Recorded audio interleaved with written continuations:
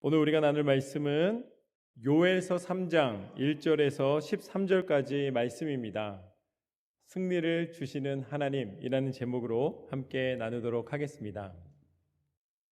이 요엘서 소선지서 중에 하나입니다. 우리가 잘 읽지 않게 되는 성경 말씀이죠. 보통은 신약 성경을 많이 읽으시거나 아니면 창세기 또 출애굽기 말씀 이렇게 초반에 있는 말씀을 읽으시지만 우리가 꾸준히 읽어야지만 이 소선지서에 있는 말씀들을 읽게 됩니다. 그런데 이 소선지서들은 비록 이스라엘 백성 또 유다 백성이 전쟁을 통하여서 어렵고 힘든 상황 가운데 있다 할지라도 위로의 생명의 길은 오직 하나님 안에만 있음을 끊임없이 하나님의 말씀에 주십니다. 세상에 많은 사람들이 있지만 그리고 세상이 빛을 잃어버린 것처럼 보이지만 그 가운데 하나님의 빛의 통로가 여전히 살아있음을 보여주십니다. 요엘도 그렇게 쓰임을 받게 됩니다. 이 요엘서에는 특별히 이 메뚜기 떼 재앙을 통해서 하나님의 심판을 선포하시면서 하나님의 날이 있다. 여호와의 날이 우리 가운데 이르를 것이다. 그런데 그 여호와의 날이 이르렀을 때에 과연 믿음의 사람들은 어떠한 준비를 하고 그 날을 어떻게 볼 것인가? 오늘 말씀을 통해서 우리가 함께 나누도록 하겠습니다. 오늘 말씀의 시작은 이렇습니다. 1절 말씀을 보면 보라 그날 곧 내가 유다와 예루살렘 가운데에서 사로잡힌 자를 돌아오게 할 그때에 하나님께서는 당신의 백성에게 말씀하십니다. 그날이 올 것이다. 그날을 보게 될 것이다. 그날은 하나님의 날이며 하나님의 약속의 날임을 선포하십니다. 그리고 그때는 어떠한 일이 벌어지는가? 내 백성을 돌아오게 하리라. 오늘 우리 장로님하고 서로 이 말씀 전한다고 말씀 안 드렸는데 장로님 기도 가운데 벌써 설교 말씀 다 하셨습니다. 내 백성을 돌아오게 할 것이다. 내가 내 백성을 사랑하며 그 백성을 끝까지 책임지고 있노라. 내가 내 백성을 절대 놓치지 않을 것이다. 그런데 백성이 돌아오게 된다는 것은 하나님께서 회복의 은혜를 허락해 주신다는 것은 그 백성이 떠난 한 시점이 있다는 이야기이기도 합니다. 떠났으니까 돌아오는 것이죠. 돌아온 백성을 하나님이 사랑으로 품어주신다고 약속해 주신 그 떠난 날, 떠난 백성, 그것이 바로 요엘서 1장 15절 말씀에는 이렇게 표현되어 있습니다. 슬프다 그날이여 여호와의 날이 가까웠나니 곧 멸망같이 전능자에게로부터 이르리로다. 내 백성이 전쟁에 패배하고 이방 나라의 포로가 되어 끌려가는 날, 그리고 또 그들이 고통과 아픔을 당하는 그날, 나는 그 슬픔의 날을 아노라. 나는 그 슬픔의 날을 기억하노라. 슬픔의 날이 있기에 하나님께서는 회복의 날을 약속해 주고 계신 것입니다. 비록 우리가 죄악으로 말미암아 하나님을 떠나 방황하며 세상 속에 살아갔다 할지라도 하나님은 여전히 우리를 사랑하시고 우리가 돌아오기를 원하십니다. 그리고 그날을 약속하시며 그날을 회복의 날이라고 말씀해 주십니다. 이 회복이라는 단어는 굉장히 신비로운 단어입니다. 회복의 반대말을 한번 찾아보았습니다. 그런데 사전에 회복의 반대말이 없습니다. 악함의 반대는 선함이잖아요. 회복의 반대말을 한번 찾아보십시오. 회복의 반대말이 없어요. 왜 없냐면 너무 많아서 정의할 수가 없는 것이죠.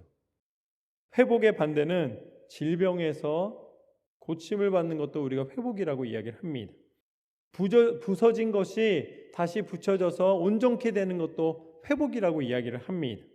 잃어버린 것을 다시 찾는 것도 회복이라고 이야기를 합니다. 실패해서 다시 일어나는 것도 회복이라고 이야기를 하는 것이죠. 그래서 우리는 회복의 하나님을 믿으면 우리 인생에 수많이 묘사되는 문제를 해결하시는 하나님을 만날 수가 있습니다. 문제는 복잡한데 해결은 너무 단순한 거예요. 회복의 하나님. 여러분의 하나님이 회복의 하나님이신 줄로 믿습니다. 하나님은 그래서 더 우리로 깊이 생각하게 하시면 회복이 되기 위해서는 우리가 무엇이 어그러졌는지, 어디에서 실패했는지, 무엇이 고장났는지, 부서졌는지, 어디를 고쳐야 되는지를 파악할 필요가 있습니다. 하나님께서는 유다를 회복시키시기 위하여서 슬픔의 그날을 말씀해 주고 계신 것입니다. 그리고 내가 이 백성을 슬픔 가운데 내버려 두지 않겠노라. 그렇게 실패하고 그렇게 고통스러운 상황에 내가 놓지 않겠노라 말씀하십니다. 오히려 그렇게 만든 이방 민족에 대하여 내가 심판하겠노라. 그래서 5절과 6절 말씀을 보면 이렇게 나와 있습니다. 곧 너희가 내 은과 금을 빼앗고 나의 진귀한 보물을 내 신전으로 가져갔으며 또 유다 자손과 예루살렘 자손들을 헬라 족속에게 팔아서 그들의 영토에서 멀리 떠나게 하였음이니라. 나의 백성들이 고통받고 있는 것은 그들만의 고통이 아니라는 것입니다. 여기 유다가 이제 그 슬픔의 날에 이르렀을 때 어떤 일이 벌어지게 되는가? 예루살렘의 하나님의 성전에 있던 모든 물품들이 이방 신전으로 옮겨지게 되었다는 것이죠. 결국 하나님은 유다 백성을 회복시키시는 것과 당신의 거룩함을 드러내시는 것을 동일하게 묘사하고 계십니다. 그것은 하나님은 당신의 백성을 통하여 일하신다는 말씀입니다.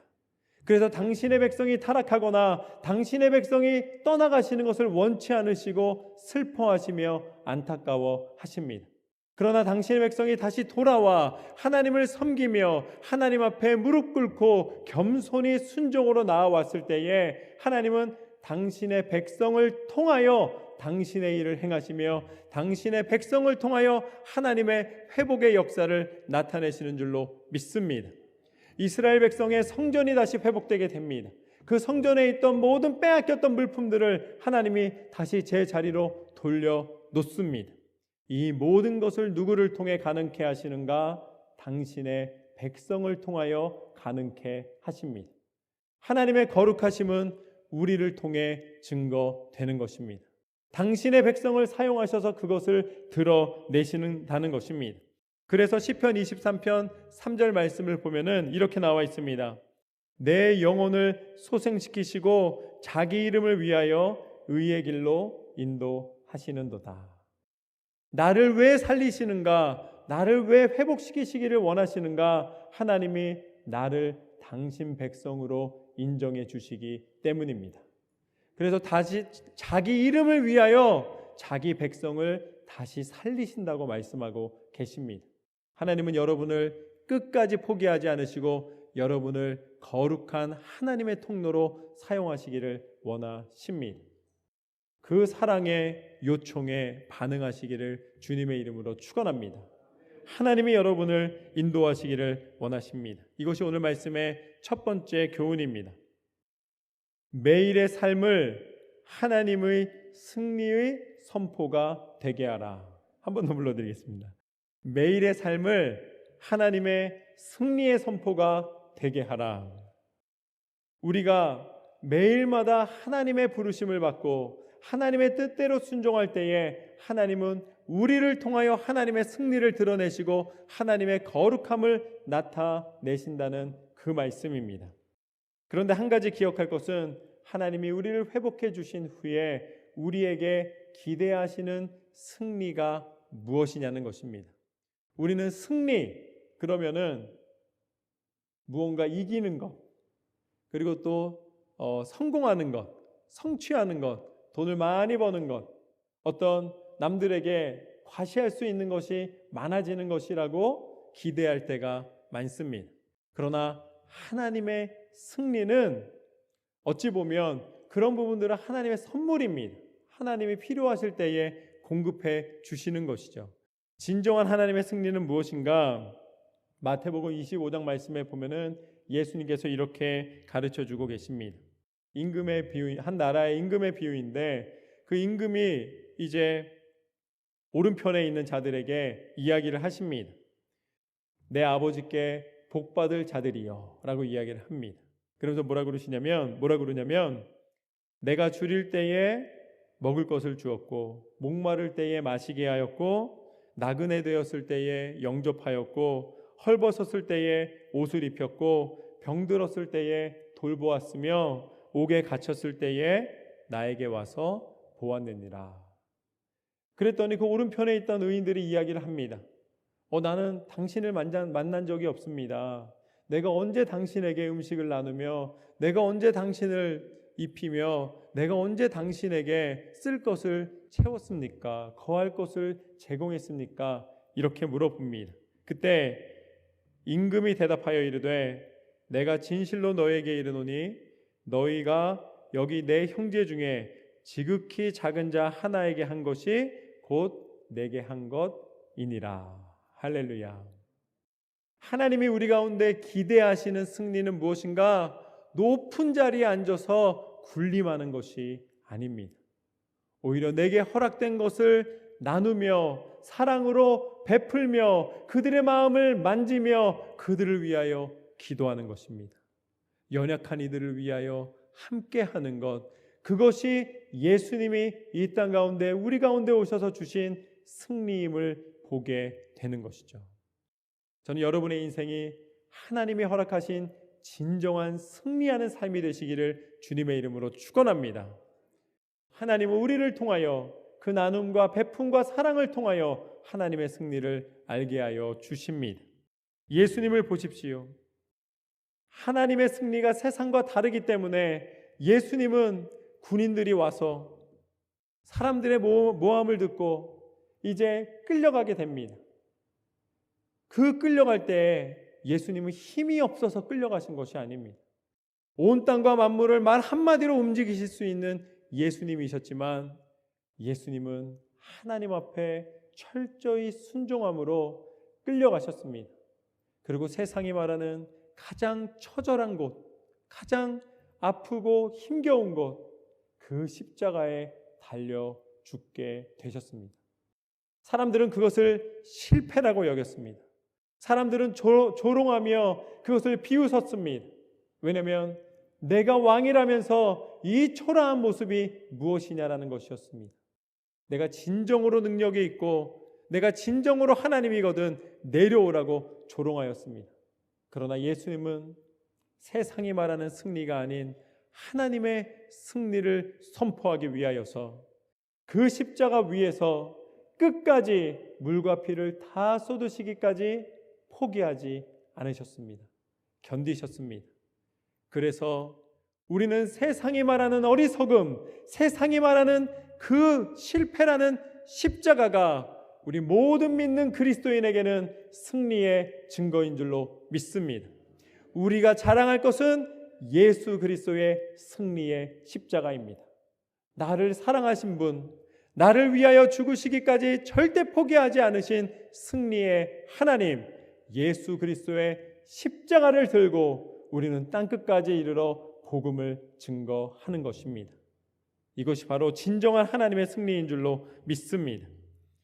그래서 다윗은 사무엘상 17장 47절 말씀에 이렇게 고백합니다. 전쟁은 여호와께 속한 것인즉 그가 너희를 우리 손에 넘기시리라.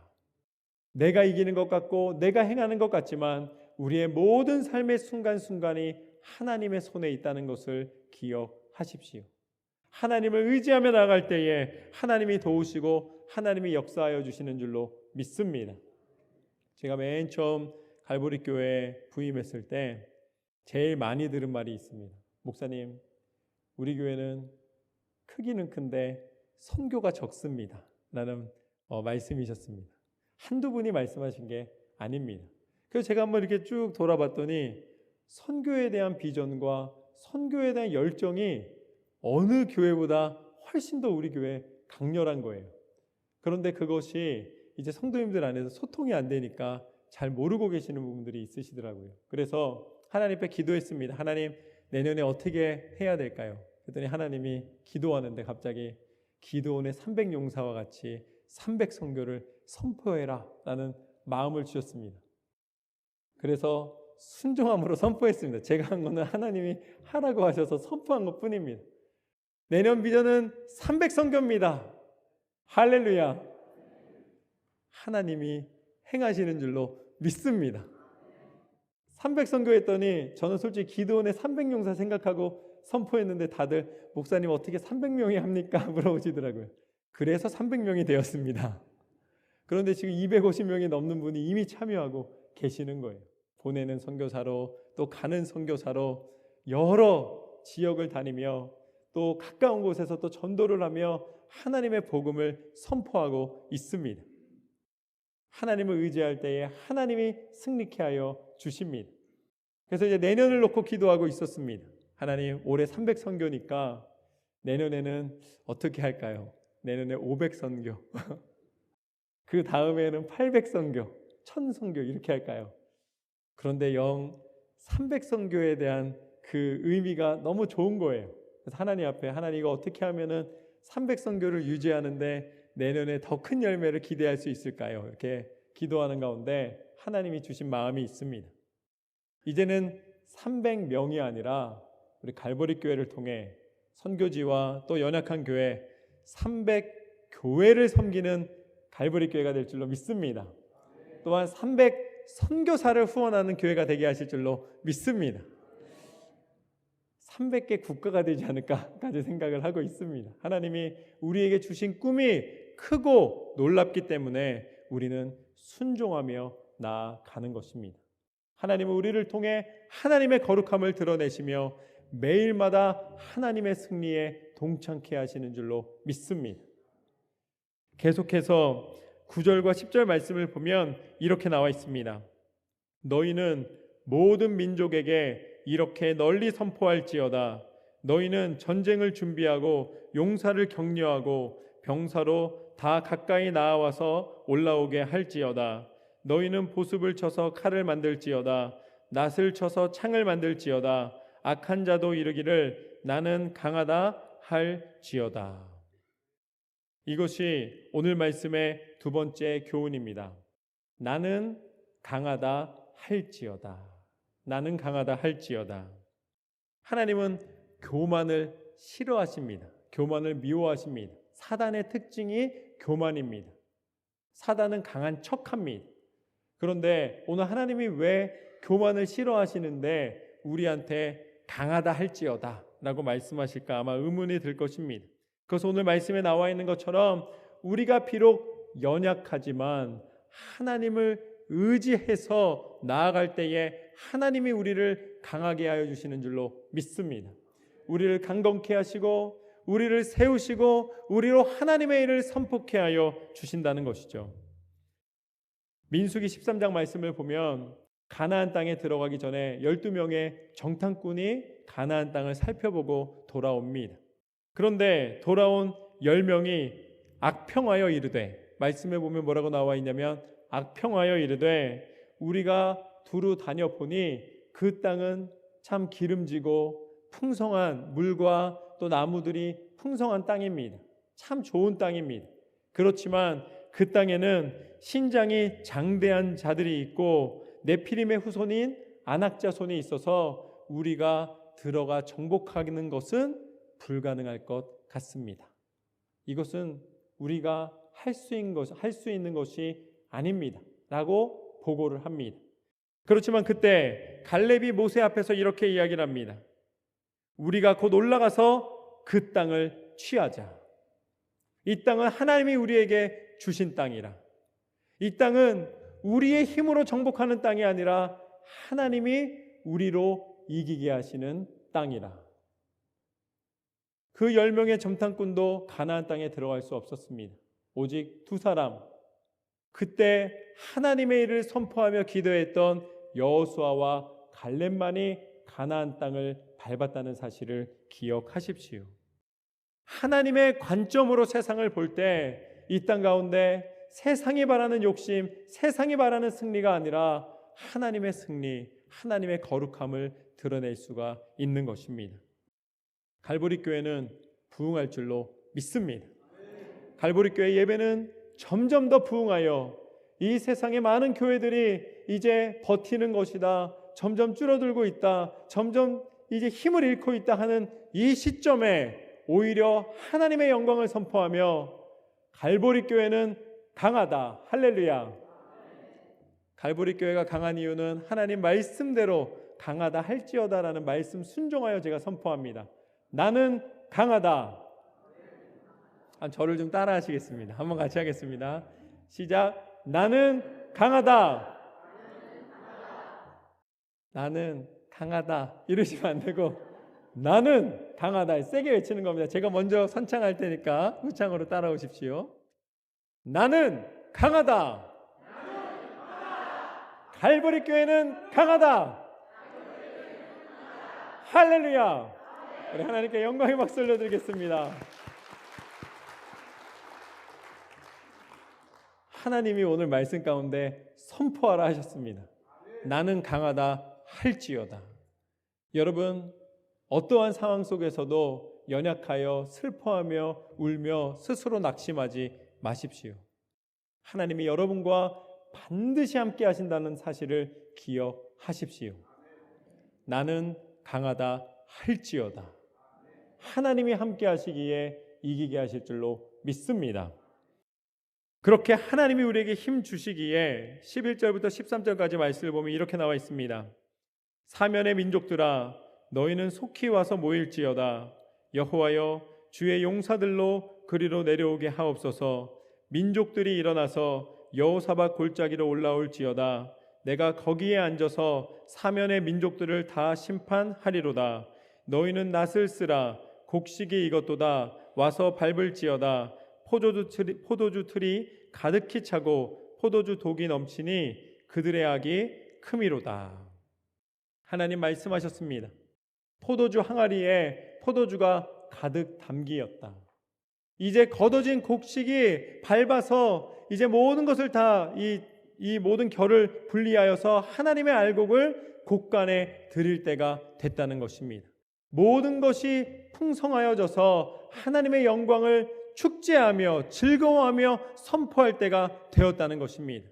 그것은 동시에 오늘 말씀에 뭐라고 말씀하시냐면 악이 또한 세상에 가득 차게 되었다라는 것입니다. 여러분, 같은 날이지만 세상도 세상의 것이 마치 가장 강한 것인 것처럼 스스로 즐거워하고 스스로 자랑하며 스스로 자기가 쌓은 탑을 이제 사람들에게 과시한다는 것입니다. 그렇지만 하나님은 하나님의 백성에게 풍성한 열매를 허락하시며 하나님의 영광을 드러내게 하신다고 말씀해 주십니다. 그런데 같은 날 한편에서는 세상의 쾌락이, 한편에서는 하나님이 주신 은혜가 충만할 때에 결과는 전혀 다른 결과가 나옵니다. 한쪽에서는 하나님의 진노의 심판이 이르게 되고 하나님의 추수를 기뻐하며 예배하며 감사하는 당신의 백성에게는 하나님이 주시는 영원한 생명의 은혜를 넘치게 하여 주십니다. 그것이 여호와의 날이라는 것입니다. 그것이 하나님이 우리 가운데 구별하여 주신 하나님의 승리, 세상에 대하여 죽고 하나님에 대하여 나는 살았노라. 세상의 욕심을 쫓아 사망에 이르는 사단의 그 게임에 빠지는 유혹 속에 빠져가는 죄의 길이 아니라 이제는 우리를 사랑하시고 우리를 살리시기 위하여서 예비하신 하나님의 구원의 길, 축복의 길을 우리가 건노라. 하나님은 분명한 약속을 허락하여 주셨습니다. 이것이 바로 오늘 말씀의 세 번째 교훈입니다. 하나님의 승리의 빛으로 나아오라. 하나님은 빛의 축제를 준비하여 주십니다. 당신이 빛으로 임하셔서 그 빛 가운데 당신의 백성을 모으십니다. 이제는 어둠의 권세를 깨트리시고 하나님의 빛을 비추어 주십니다. 우리가 나아가 선포하는 곳마다 하나님의 영광의 빛이 비치게 될 줄로 믿습니다. 그 빛으로 하나님의 백성들이 나오게 하여 주십니다. 이것이 회복입니다. 이것이 하나님이 우리 가운데 예비하여 주신 참 생명의 은혜입니다. 이 등대의 밝은 빛이 어둠 속을 항해하는 배들에게 생명의 길이 되듯이 하나님의 말씀의 빛, 하나님의 백성을 통하여서 드러나는 하나님의 복음의 선포를 통하여서 하나님은 세상을 방황하고 있는 많은 죽어져가는 영혼들이 하나님의 빛을 발견하게 하시고 그 빛을 쫓아 하나님이 예비하신 그곳에 정착하게 하여 주시는 줄로 믿습니다. 우리는 세상을 밝히는 등대의 빛이 되어야 합니다. 하나님의 영광의 빛을 선포해야 합니다. 왜냐하면 하나님이 우리를 먼저 그렇게 불러주셨기 때문입니다. 당신이 우리의 빛이 되어주셨기 때문입니다. 예수님께서 십자가에 달려 죽으심으로 끝나지 않으시고 다시 부활하시사 예수님의 이름을 믿는 자는 다시 영생의 하나님의 나라를 허락받는다는 것을 직접 보여주셨습니다. 그 이름을 믿는 자마다 하나님의 나라 천국 소망으로 날마다 승리하게 되노라. 예수님이 우리에게 빛이 되어주셨기에 이제는 그 빛을 전하는 통로로 우리를 사용하게 되실 줄로 믿습니다. 그 빛의 통로가 되어 날마다 하나님의 은혜를 증거하시기를 주님의 이름으로 축원합니다. 오늘 말씀을 통해 우리는 세 가지의 은혜를 나누었습니다. 첫 번째, 매일의 삶을 하나님의 승리의 선포가 되게 하라. 하나님의 날입니다. 이 날은 하나님을 쫓는 자에게, 하나님 앞에 순종하는 이에게 승리의 삶으로 채워주실 줄로 믿습니다. 두 번째, 나는 강하다 할지어다.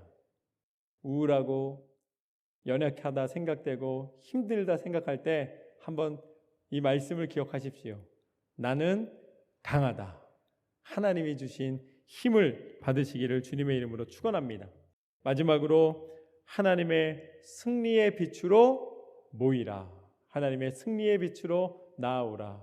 우리를 예배로 부르시고 날마다 말씀 가운데 살아가게 하시는 하나님의 은혜로 승리하시는 저와 여러분의 삶이 되시기를 주님의 이름으로 축원합니다.